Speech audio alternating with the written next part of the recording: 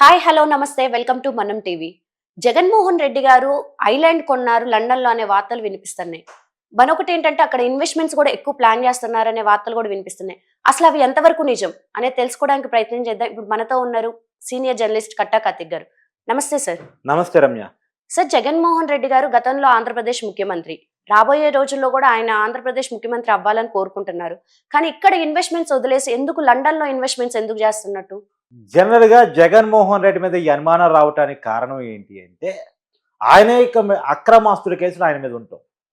ఆయన లండన్ పోవటానికి చెప్పే కారణం ఒకటి కావటం, అక్కడ పోయిన తర్వాత జరిగేది వేరు అని చెప్పేసి అనుమానం రావటం. నిజానికి ఆయన మీద 2011 నుంచి కేసులు నమోదై ఉన్నాయి. 43,000 కోట్ల రూపాయల ఆస్తులకు సంబంధించి, అక్రమ ఆస్తులకు సంబంధించి. అవును. అయితే అప్పటి వాల్యూలో 43,000 కోట్లు అంటే ఇప్పటి వాల్యూలు ఎంత కావాలి? ఆస్తులంతా ఇక్కడ పెట్టుకుంటే ఇక్కడ ఈడీ సిబిఐ ఊరుకో కదా, ఇక్కడ ప్రభుత్వాలు ఊరుకో కదా. కాబట్టి ఈ డబ్బులన్నీ దాచుకోవడానికి సేఫ్టీ ప్లేస్ ఇంకెక్కడ ఉంటుంది? యూకే అయితే ఉంటుంది. ఇప్పుడు ఎగ్జాంపుల్ యూకే ఎందుకు అంటే మన కళ్ళ ముందు అనేక ఉదాహరణలు ఉన్నాయి. విజయ్ మాల్యా అనేవాడు భారతదేశంలో బ్యాంకులను లూటీ చేసి ఇది డబ్బును తీసుకుపోయేసి బయట దేశంలో యూకేలో ఇన్వెస్ట్ చేసుకున్నాడు. అవును. యూకేలో ఉన్నటువంటి వెసులుబాటు ఏంటి అంటే 2 కోట్లకు పైగా పెట్టుబడి కనుక యూకేలో పెట్టగలిగితే అక్కడ చట్టాల ప్రకారం అక్కడ పౌరసత్వం వస్తుంది, అక్కడ సేఫ్టీనెస్ వస్తుంది. అంటే మన దేశం అక్కడికి పోయేసి ఇక్కడ జగన్మోహన్ రెడ్డి సంబంధించిన ఆస్తుల వివరాలు చెప్పనంటే చెప్పరు వాళ్ళు. అయితే ఒక ఐలాండ్ కొన్నాడనే వార్తలు వినిపిస్తున్నాయి, అది నిజమేనా? ఐలాండ్ కొన్నాడు అనేది ఎందుకు వస్తుంది అంటే ఆయనకు అన్ని ఆస్తులు ఉన్నాయి కాబట్టి.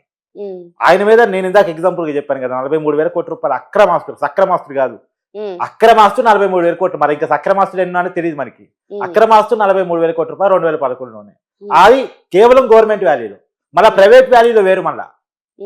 మళ్ళా ఆ ప్రైవేట్ వాల్యూలో 2011 నాటి వాల్యూ అది, మళ్ళీ ఇయాటి వాల్యూ ఏది అంటే మరి అన్ని డబ్బులు ఉన్నాడు ఎక్కడ దాచుకోగలడు? ఒక ఐలాండ్ కొనుక్కొని దాచుకుని ఉంటాడు అనేది ఒక అంచనా.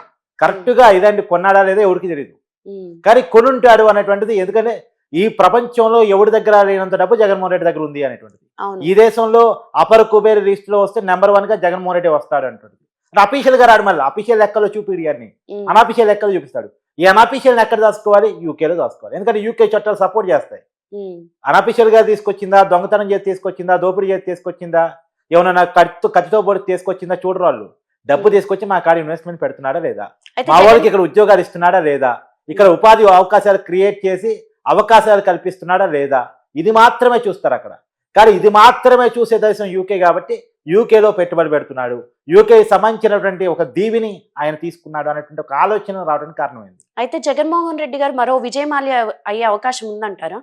విజయ్ మాల్యా అవుతాడా, లలిత్ మోడీ అవుతాడా, నీరవ్ మోడీ అవుతాడా, లేదు వీరందరిని మించినటువంటి వాళ్ళ తాత అవుతాడా చూడాల్సినటువంటి పరిస్థితి కనపడుతుంది. ఎందుకంటే నీరవ్ మోడీ మీద, లలిత్ మోడీ మీద, విజయ్ మాల్యా మీద ఉన్న కేసుల కంటే అది వాళ్ళ అక్రమాస్తుల సంఖ్య లెక్క కంటే కూడా జగన్మోహన్ రెడ్డి గారి సంఖ్య ఎక్కువ. ఈయనకున్న ఆస్తులు విలువ ఎక్కువ. వాళ్ళంతా బచ్చారు, బారు బచ్చాలు. కాబట్టి జగన్మోహన్ రెడ్డి ఇంకెక్కువ. కాబట్టి అంటే ఆయనకు ముఖ్యమంత్రి పదవి కూడా ఎందుకు అనుకుంటున్నావు నువ్వు? దోచుకున్న ఆస్తులు కనుక రక్షించుకోవాలంటే రాజకీయంగా ఒక పార్టీ అవసరం, పదవి అవసరం. కాబట్టి ఆయన రాజకీయ పార్టీ పెట్టిన దానికోసమే ముఖ్యమంత్రి పదవి కోరుకుంటుంది, దానికోసమే.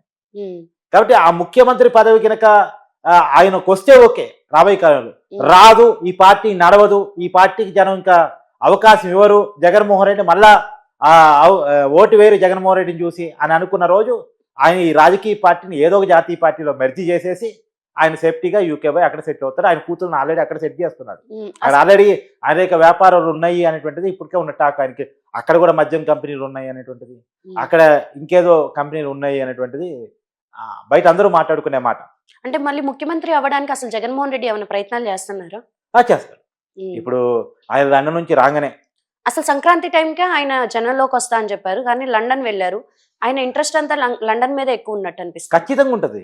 నేను చెప్తున్నా కదా, ఈ డబ్బులు అక్కడ దాచుకోవాలి. 5 సంవత్సరాల కాలంలో ముఖ్యమంత్రిగా ఉన్న టైంలో సంపాదించుకున్న సొమ్ముని అక్కడ దాచుకోవాలి.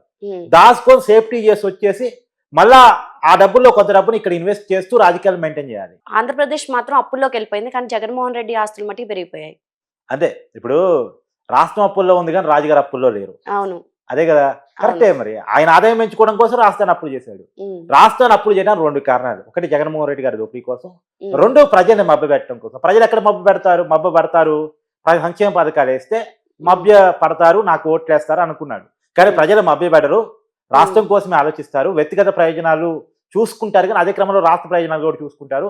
కేవలం సంక్షేమ ఆధారంగా ఏ పార్టీ గెలవదు, డెవలప్మెంట్ కావాలి, విజన్ ఉండాలి అనేటువంటిది ప్రజలు తేల్చేశారు పోయినసారి ఎన్నికల్లో. 151 సీట్లు ఉన్నటువంటి వైసీపీ పార్టీ 11 సీట్లకే పరిమితం చేశారు కదా, మన కళ్ళ ముందు కనపడింది కదా. అంటే చాలా క్లియర్ గా మనం అర్థం చేసుకోవాల్సిందంటే ప్రజలు ఎప్పుడు అమాయకంగా ఉంటారు, మనం చెప్పినల్లా వింటారు, మనం మోసం చేస్తే మోసపోతారు అనుకుంటే పొరపాటు. ప్రజలకు కూడా తెలివిగా ఉంటది, వాళ్ళు అవకాశం వచ్చినప్పుడు వాళ్ళేదో చూపించుకుంటారు. సరే ఏది ఏమైనా మనం అర్థం చేసుకోవాల్సింది ఏంటంటే యూకే పోతుంది దాచుకునే డబ్బుల కోసం, ఇక్కడ ఉంటుంది ఉన్న డబ్బులను రక్షించుకోవడం కోసం, ఇక్కడ రాజకీయం చేస్తుంది ఉన్న డబ్బులు రక్షించుకోవడం కోసం, ఆస్తుని పరిరక్షించుకోవడం కోసం. ఇక్కడ రాజకీయంగా లాభం లేదు, ఎస్టాబ్లిష్ కాలేము అనుకున్న రోజు ఇక్కడ ఉన్న మొత్తం ఆస్తుని కొలాప్ చేసేసుకుని మొత్తం తీసుకుపోయి అక్కడ పెట్టేసుకుంటాడు. ఈ కథ ఇక్కడే. తీసుకుపోలేని చాలా చాలా ఆస్తులు ఆయనకు ఉన్నాయి. ఇప్పుడు ప్యాలెస్లు ఉన్నాయి, బెంగళూరులో ప్యాలెస్ ఉంది 36 ఎకరాలంట, తర్వాత మన తాడేపల్లి ప్యాలెస్ ఉంది. సరే ఈ వంశపారిపర్యంగా ఏమన్నా వచ్చాయా జగన్మోహన్ రెడ్డికి, లేకపోతే అంతా ఆయన అక్రమ సంపాదనేనా? నిజానికి వంశపారిపర్యంగా వచ్చాయని ఒకసారి చెక్ చేస్తే రాజశేఖర్ రెడ్డి గారు ముఖ్యమంత్రి అవుతారు అనుకుంటున్న సమయంలో 2004 ఎన్నికల కంటే ముందు అప్పుడున్న పరిస్థితి ఏంటంటే ఉన్న ఇల్లు హైదరాబాద్ లో బంజారాహిల్స్ లో ఉన్న ఇల్లు అమ్ముకునే పరిస్థితి. ఆ ఇల్లు అమ్ముకునే పరిస్థితిలో చంద్రబాబు నాయుడు గారు కూడా అంటే వ్యక్తిగతంగా రాజశేఖర్ రెడ్డి చంద్రబాబు దోస్తులు, వాళ్ళిద్దరు కలిసి రాజకీయాల్లోకి వచ్చారు. అయితే వివిధ రాజకీయ పార్టీలు ఎమర్జ్ అయ్యారు, ఆయన టీడీపీలు ఎమర్జ్ అయ్యారు, ఆయన కాంగ్రెస్ ఎమర్జ్ అయ్యారు. అయినప్పటికీ కూడా వ్యక్తిగత స్నేహం రీత్యా ఇల్లు అమ్ముకునే పరిస్థితిలో ఆ రోజు చంద్రబాబు నాయుడు ముఖ్యమంత్రిగా రాజశేఖర్ రెడ్డి సిఎల్పీ లీడర్ గా ఉన్నాడు కాబట్టి కొంత హెల్ప్ చేసి రాజశేఖర్ రెడ్డి సేఫ్ హ్యాండ్ ఇచ్చు అనేటువంటిది.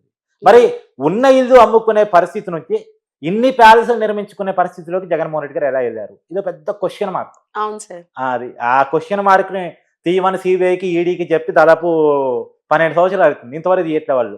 అవును, బెయిల్ మీదే ఉన్నట్టున్నారు, ఇంకా 11 సంవత్సరాలుగా బెయిల్ మీద ఉన్నారు. ఈ దేశంలో ఎవరికి లేదు ఆ పరిస్థితి. అంటే ఇది ఒక కేసు స్టడీ. రేపటి తరానికి పాఠాల్లో ఒక వ్యక్తి కేసు నుంచి ఎలా తప్పించుకోవచ్చు, ఒక వ్యక్తి కొన్ని వేల కొద్ద ఆస్తులు సంపాదించి కూడా చట్టాన్ని దొరకకుండా ఎలా తిరగొచ్చు, జగన్మోహన్ రెడ్డిని ఎగ్జాంపుల్ గా తీసుకోవచ్చు. ఆల్రెడీ అమెరికాలో ఒక యూనివర్సిటీలో పాఠంగా పెట్టారు. సూట్ కేసు కంపెనీల ద్వారా ఎలా సంపాదిస్తారు, కిట్ పోకో ద్వారా ఎలా సంపాదిస్తారు, కేసు నుంచి ఎలా తప్పించుకుంటారు, బెయిల్ మీద ఒక వ్యక్తి ఎన్నాళ్ళు ఉండొచ్చు. This is examples. ఈ ఎగ్జాంపుల్స్ ఆధారంగా అమెరికా యూనివర్సిటీలో పాఠం పెట్టారు జగన్మోహన్ రెడ్డి గారిది. ఒక కేస్ స్టడీగా జగన్మోహన్ రెడ్డి గారు నిలిచారు. అంటే ఇంకో విషయం ఏంటంటే జగన్మోహన్ రెడ్డి గారు అనేటువంటిది మన భారతదేశానికి సంబంధించిన సబ్జెక్ట్ కాదు. అమెరికాలో అదాని మీద ఒక కేసు కనుక నమోదైతే ఆ కేసులో కూడా జగన్మోహన్ రెడ్డి గారి పేరు ఉంది. ఆ ఇంటర్నేషనల్ సబ్జెక్టు, నేషనల్ సబ్జెక్ట్ కాదు ఆయన. అది జగన్మోహన్ రెడ్డి గారికి ఉన్న capacity. Okay, thank you sir.